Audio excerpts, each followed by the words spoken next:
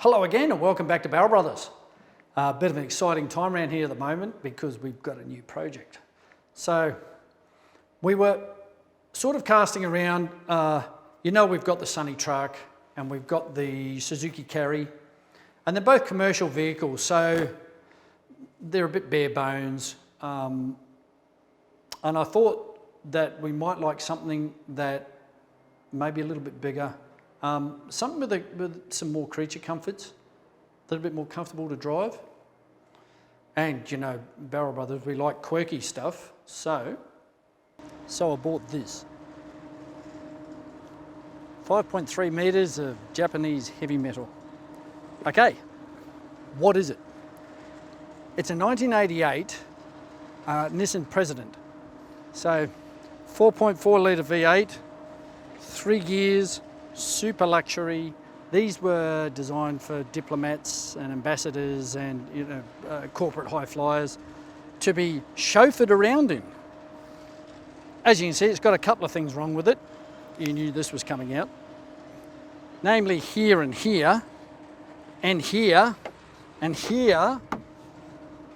But that's stuff we can work on. It's in surprisingly good nick. It came into the country in 2012, sat around for a lot of years, and then the guy I bought it off bought it. He's a retired mechanic. Had a few dramas with it. It wasn't running.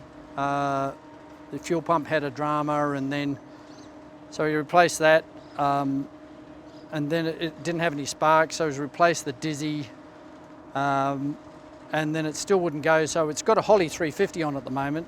It still has all of the fuel injection stuff there and in a box that I've got inside, but yeah, check it out.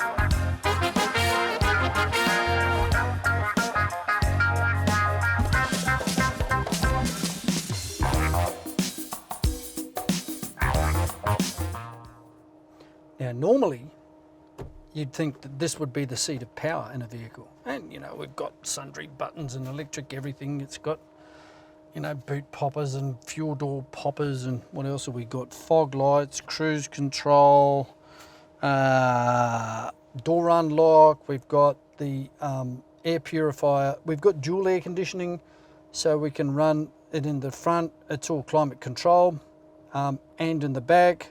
Bi-level, defrost, auto, whatever.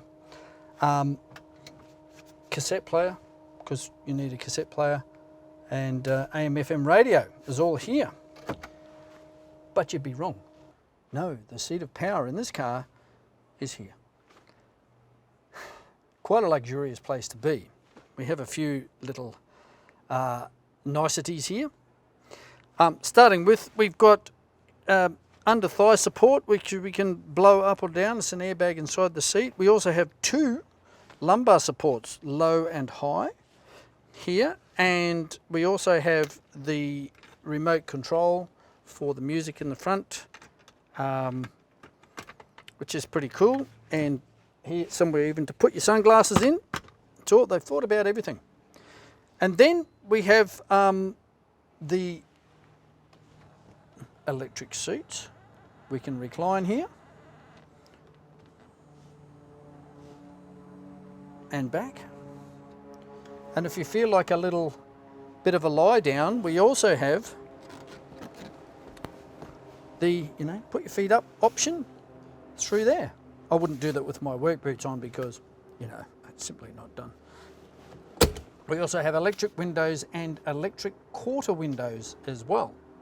Now, where would you use that? So, here we are driving along with our chauffeur and the Queen.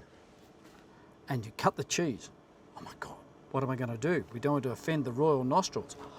So what we do is open our electric vent and the offending smell gets vacuumed away and nobody's the wiser. They think of everything. See, everything can be explained.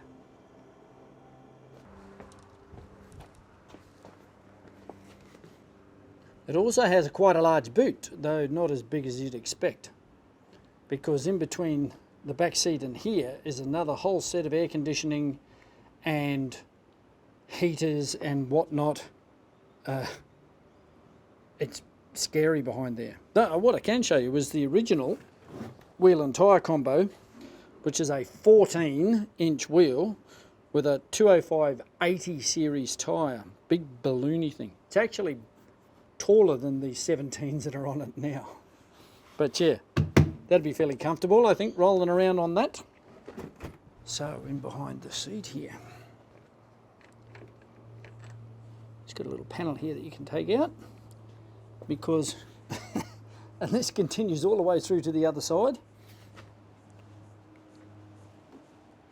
Sorry, all the way through to the other side. This has the panel here because that is the air purifier filter right there. So that can be taken out and changed. But yeah, it's scary what's going on behind there. And look, the back of the seat is not there. It's about another foot forward. So yeah, I hope nothing goes wrong in there. But this here, that's a heater hose. All the way from the front of the car back to, it's got the heater radiators, it's got fans, it's got all sorts of crap in here. Hope nothing goes wrong with it. Mind you, it's lasted 32 years and it's still going strong. So it's under here that things start to go a little bit awry. It's not a huge problem because it actually works, but here we have a low pressure fuel pump and an adapted Commodore cradle. So consequently I don't have a fuel gauge, which is a bit of a problem. It's got a 95 litre tank in it, but it's also got the wrong diff gears in it underneath here. I'd say they're out of a patrol. It's supposed to have 3.36 gears in the diff and it's got 4.1s or 4.3s. So consequently, it's fairly hefty on juice, like 23, 25 litres per 100 on the freeway. So yeah, we're going to have to do something about that. 4.4 litre V8, 2 tonnes. I think we might have to get our fuel injection back up and running. I'll have to talk to the Haltech boys about that.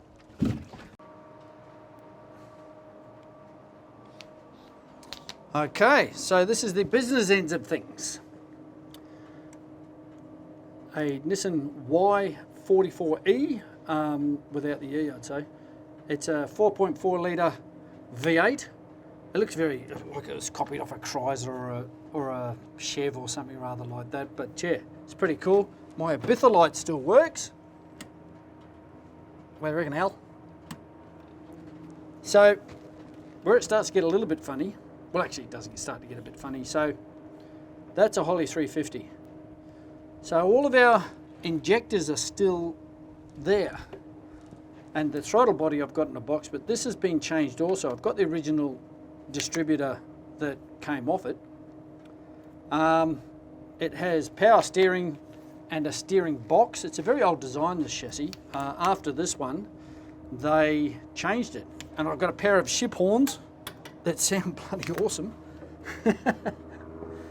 But yeah, I think that one of the first things we should do is lower it and change the wheels because they're awful. And then we can look at getting the fuel injection back on.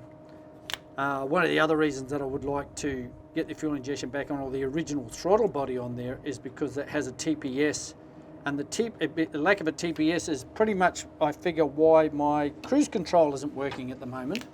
And that's basically the only two things that don't work in it. the cruise control, and the fuel gauge. Apart from that, it's beautiful, quiet and smooth to drive. But yeah, she's fairly heavy on the juice, so we found some diff gears for it already, brand new in the box. And yeah, we're going to slip those in and see how the old girl goes. Look at the size of the air conditioning compressor.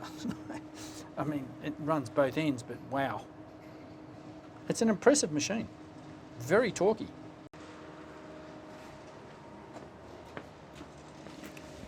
Okay, so what came with it? With all this stuff. So we have the original distributor out of it, missing the gear off the bottom. So there's that. And that's where that goes.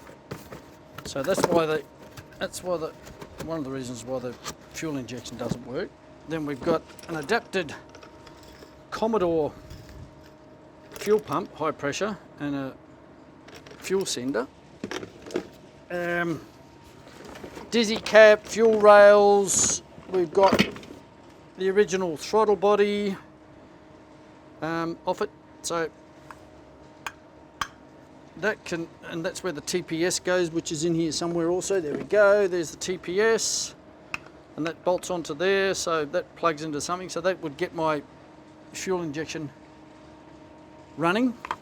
And we have a few little hoses and bits and pieces here and bends. We're missing the, no idea what that is. Ben can probably help me with that one. And a box of bolts and a coil. Yeah, so if we can get all that up and running again, that'd be really good. And let's put this back quickly. So it also had this thing in it, which is a TV GPS sort of gear. It's got a CD in the back of it for maps of the Shikoku 2. I think it's probably out of date by now, 1988. That has a acceleration gyro sensor unit and a gizmo here that plumbs everything back in. Diversity control unit. Also had a couple of TV aerials on the back windows, and like miles and miles of wiring, and the instructions all in Japanese. Oh, and a remote, which is there. So yeah, I took all of that out because it doesn't work here, and it won't work in Australia. But you know, somebody might like it for something to play with. Old tech. It's pretty old tech. Yeah, so the future lies in this box, I think. God, they're awful. They're not even, they're fakes anyway. They're not even real good ones. But they really don't suit the car, and we are going to remedy that.